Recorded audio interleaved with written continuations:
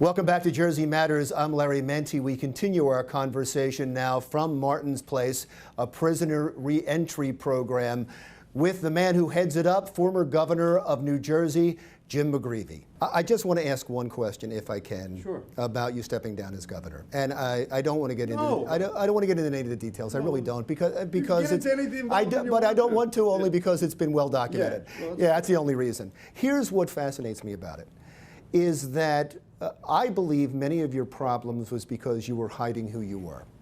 Personal problems and problems in the governorship. And you came out famously and said you were a gay American. And those attitudes have changed dramatically since that time. It's wonderful. If we had the same attitudes now, back then when you were governor, or maybe before that time, would you have had your problems? No, it would have been like, Larry, it's such a different place. It's incredible. Like when I grew up, excuse me, you would have got the blank knocked out of you if you ever hinted it. Now it's anti-bullying and GLSEN and organizations and the president and Republicans and Democrats and every Pope Francis, and it's just sort of, I'm almost stunned. So it makes me feel good about America, and it makes me feel good about the next generation. You know, I mean, for me, I realized that when I was 6 or 7, and you're like, this isn't good.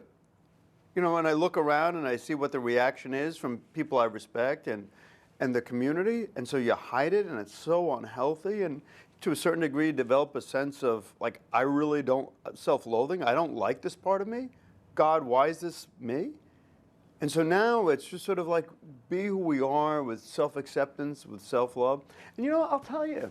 Is my premise correct, though? That you had to hide who you were, and that's what caused the problems? 1,000%. But I'll tell you, so God, it was my grandmother would say, God works in mysterious ways.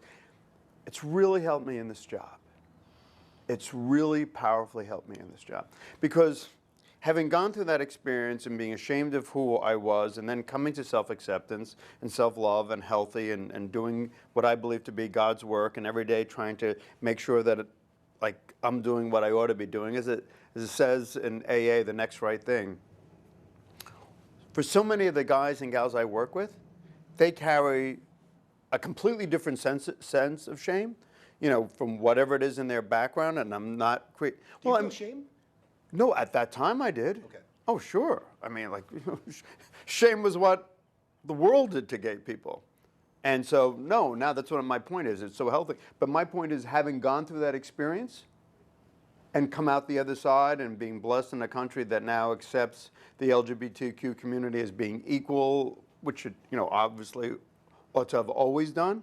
But my point is, on a personal level, having gone through that difficult experience has made me incredibly empathetic for the people with whom I work. Do you think you doing what you did helped this movement?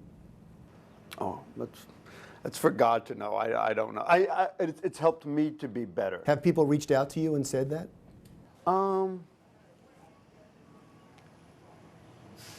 I think the people I work with know that I went through my troubles, and at some level I think they know that it's broken open my heart and I'm more compassionate. I mean, I think on some level they sense that. Oh, no, believe me, I went through stuff too, and it changes you. It absolutely changes you. I mean, there's a great Franciscan, Richard Rohr, and he talks about the first half of life and the second half of life. He talks the first half of life is the ambition, getting ahead, doing all those, societal things. And the second half of life is sort of you're walking down the hill, and you start thinking, all right, what am I going to leave behind me? You start thinking with the heart instead of with the ego and the mind, and it's like, all right, how is my family going to be? How is my community going to be? What's my legacy? And this is, however small, however great, this is my legacy, helping people to find themselves back to a healthy way of life. And just the final question, you've already alluded to this, even though you have a completely different life story than the people you're helping. It's redemption is a new life for them. It is for you too. Oh, sure. Oh, sure. People talk to me about politics. I'm like, oh. And politics is so important and it's so necessary. But it's really, for me, you know, the third step in AA is to make a decision to turn our life and a will over to the care of God as we understand Him. And if I do what Jim McGreevey wants to do, I can get myself into all sorts of trouble because it's ego-driven, it's about pride, it's about ambition. But if I'm quiet, this morning I read from the book of Psalms and tried to do God's will in my life and say, God, what is it that I'm called to do? I know that I need to be here in reentry. And that's redemption. And sometimes it's work, but it's healthy work. We promised you success stories from Martin's Place. That's coming up in the next segment. Stick around. This is Jersey Matters.